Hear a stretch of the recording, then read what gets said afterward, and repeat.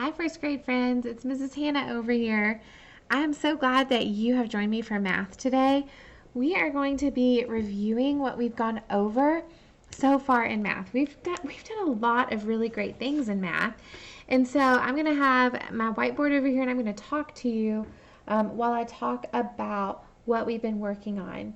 So we've been working on combining or adding two numbers together. So we've worked on we've used the word add.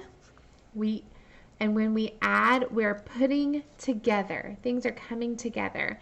And when we add, we show an equation and we show the plus symbol to show that we're adding. Okay, so this is the plus symbol.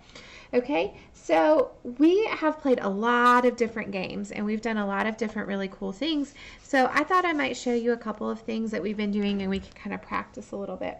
So if I have these two dice, someone drew on one of mine, but if I have these, if we roll, in order to find out how many dots we have all together, we're adding the numbers, we're combining them.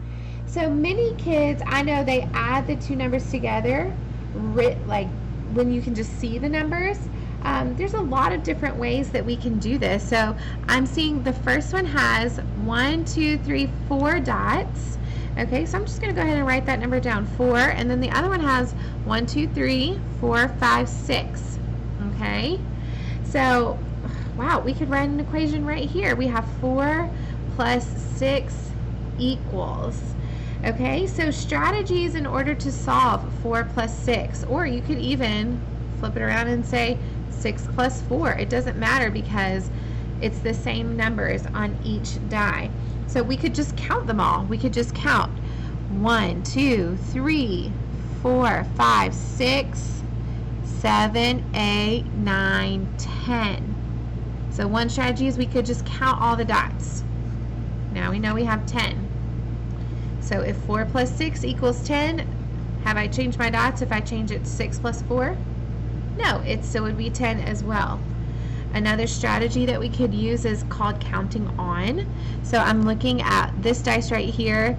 It has 6 dots on it, and then I'm counting up. So I'm just going to count on. So I have 6, 7, 8, 9, 10. Okay?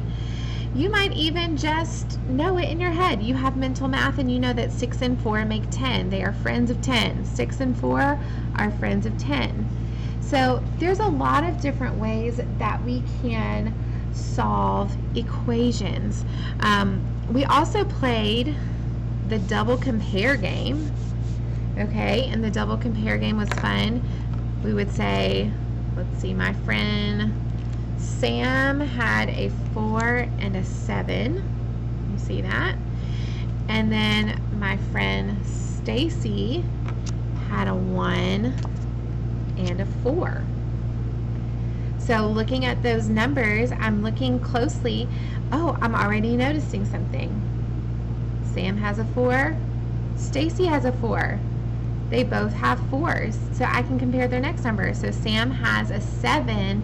Stacy has a 1. It looks like Sam's going to have more because they both have the 4s, which are equal. They have the same 4s, and then Sam has a 7, which is more than 1. So let's really compare those. So 4 and 7, I can make an equation. 4 plus 7. To solve that problem, I could count them all. 1, 2, 3, 4, 5, 6, 7, 8, 9, 10, 11. So I could count and get 11. And then 1, 2, 3, 4, 5. So 1 plus 4 would equal 5. So Sam has more than Stacy. So that's one strategy. You can also do the counting on. So you could find, 7's larger than 4. So 7, 8, 9, 10, 11. Still get 11. 4 is larger than 1. So I would say 4, 5. Okay. There's a lot of different games that we played, and I want you to practice today doing some of those games on Savvis, Easy Bridge. I've assigned those games to you. I've assigned 5 in a row, double compare, double dots, compare. And I want you to play those games and practice adding on. So adding on or adding to, combining. All right. I will see you again tomorrow, friends. Thanks for joining me for math today. Bye.